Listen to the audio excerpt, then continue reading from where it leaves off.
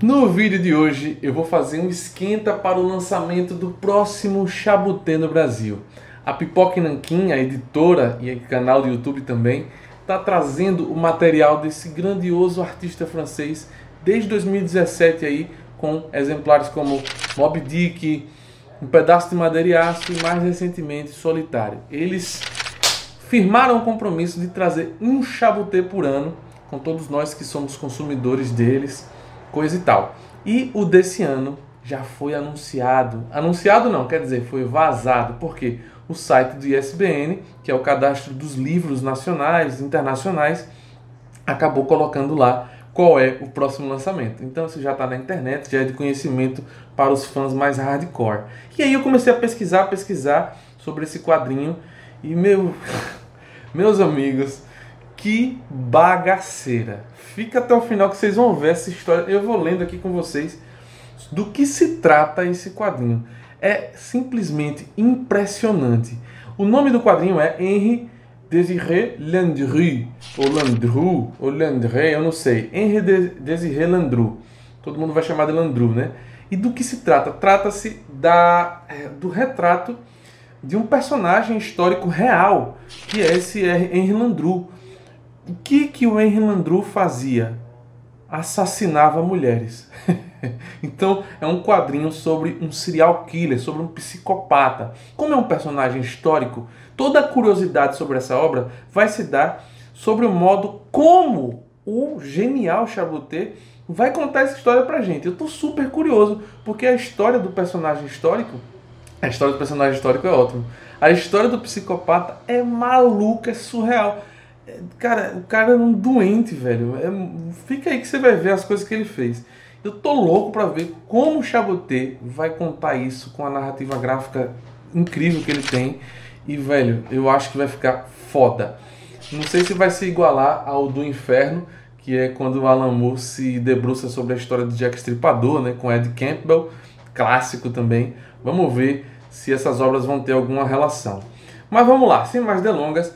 Vamos às curiosidades sobre a vida desse psicopata francês.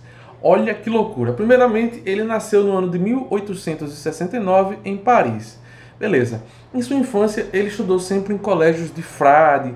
Ele tinha uma ligação muito religiosa com o mundo religioso, com a espiritualidade. Até que ele começou a crescer e descobriu seus talentos, as suas vocações mais profundas, né? E ele se descobriu um talentoso golpista, um fraudador safado. Olha só, o cara começou a sua carreira engravidando uma prima. Ele engravidou uma prima e casou com outra prima, com quem teve 4 filhos. E nessa época já, ele começou a aplicar pequenos golpes financeiros. Sabe pirâmide? O cara dava golpe financeiro tipo pirâmide. Começou a aplicar diversos golpes em esses caras que sentam aqui, chama você para vender Rinodê, tá ligado? Então ele já começou, foi condenado pelo roubo de diversas bicicletas, enquanto era dono de um escritório. Aí ele foi preso, ele prometeu uma empresa de investidores participações nos lucros, cada uma pessoa tem que investir 3.000 a 4.000 francos. Foi descoberto, foi preso novamente, ou seja, ele foi preso por vários pequenos golpes. Isso foi uma escola para ele, porque ele não se aguentava com essas fraudezinhas, né? Afinal, ele era um empreendedor, ele tem uma vocação para uma coisa maior, né? Eis que essa figura, no ano de 1914, ficou viúvo. Sua prima morre, ele ficou viúvo e viu aí uma grande oportunidade para empreender. O que foi que o cara fez? Ele colocou anúncios nos jornais da época, como solteirão, gente boa procura, com intenção de matrimônio. Então começou a procurar mulheres com intenção de matrimônio, segundo ele. Por que em 1914? Para quem não sabe, 1914 é o início do conflito da Primeira Guerra Mundial. Então, o número de homens na Europa reduziu muito, na França, né? Porque todos estavam em combate, e também os homens que estavam lá estavam morrendo. Então as mulheres estavam ficando viúvas. Então ele viu, pô, é aí que eu posso ganhar uma bolada, ganhar uma grana de maneira, para ele, né, fácil, né? Então ele elevou o nível do golpe. Vejam só. Ele começou a seduzir viúvas através de correspondências, de cartas. Olha que história, velho. E aí ele se relacionava com elas para assassiná-las e roubar o dinheiro e ficar com o dinheiro. Olha que filho da puta. Isso no início do século XX.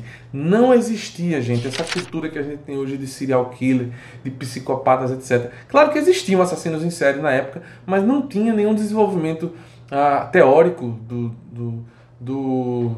das polícias, né, sobre o que era isso, essa prática. Não tinha nem como abordar. Então era uma coisa muito inédita. Até então, o primeiro serial killer que tem ideia, história, que marcou uma época foi Jack o Estripador, né? O Landru eu não conhecia, mas estou conhecendo agora. E é tão incrível quanto o Jack o Estripador. Vejam só, ele fez 11 vítimas.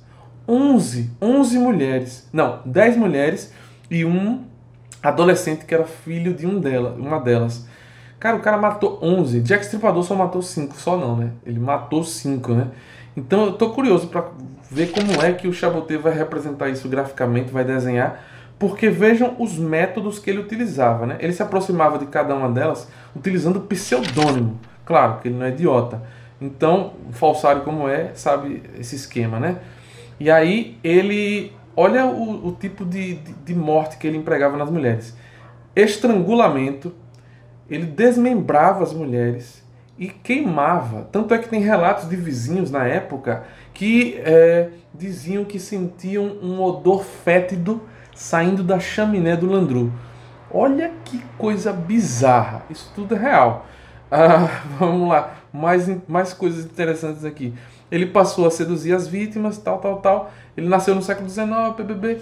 E aí, em 1922, por um vacilo, uma das vítimas denunciou ele. Uma das vítimas conseguiu, era a irmã da Madame Busson. Denunciou, a irmã dessa Madame Busson tinha desaparecido.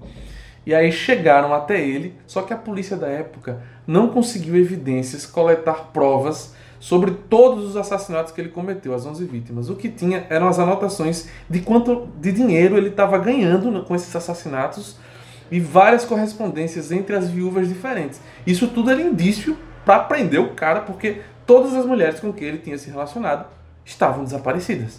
Se isso não for indício suficiente para prender, então eles conseguiram ligar ele a 2 assassinatos e ele foi condenado em fevereiro de 1922 ou seja, final da Primeira Guerra Mundial, a morrer pela guilhotina. E olha, tem uma curiosidade sobre o julgamento dele. Ele ficou muito conhecido na época como todo serial killer, como todo assassino em série. E ele ficou muito conhecido e o julgamento foi um espetáculo. Então, isso no início do século XX. A gente vê no final uns julgamentos que viram espetáculos da mídia, como O.J. Simpson, né? E vários outros julgamentos, julgamento de Nuremberg, mas isso é no início do século XX, em 1922. Já virou um espetáculo naquela época. E também, como estava acabando a guerra, o povo francês estava carente de entretenimento, dessas coisas. E surgiu como aí um fenômeno da cultura de massa da época. Era o que se falava nos corredores e nos bares e cafés da França do pós-Primeira Guerra Mundial. E olha mais uma curiosidade aqui. Ele morreu por guilhotina, ou seja, ele morreu guilhotinado.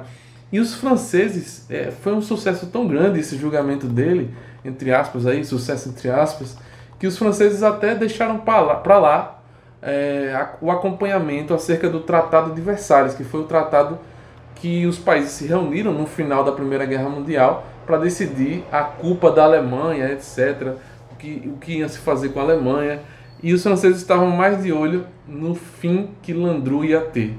Ele também era conhecido como Barba Azul, um apelido que ele ganhou na época, o serial killer chamado Henri Désiré Landru. Então é isso, gente. Essa história bizarra. Tem uma coisa interessante, tem um filme sobre ele que foi dirigido pelo Claude Chabrol, em 1962. Nunca assisti, deve ser legal. E é isso, ele morreu guilhotinado, perdeu a cabeça, pois é, a França, no ano de 1922, ainda tinha guilhotina. Quer dizer, a França tinha guilhotina até os anos 70. Curiosidade aí do professor de história aqui. Por hora é isso, galera. Eu espero que vocês tenham gostado das informações que eu trouxe sobre esse lançamento. Eu estou super curioso para saber como é que o Chaboté vai colocar tudo isso num quadrinho. E é isso. Inscreva-se, deixe seu comentário aí, o que é que você achou dessa história maluca. Me diga se você gosta do Chaboté, se você não gosta, sei lá, se você gosta do Pipoca Nanquim. Vamos conversar aí nos comentários. Se inscreve para mais conteúdos de quadrinho e até a próxima. Valeu!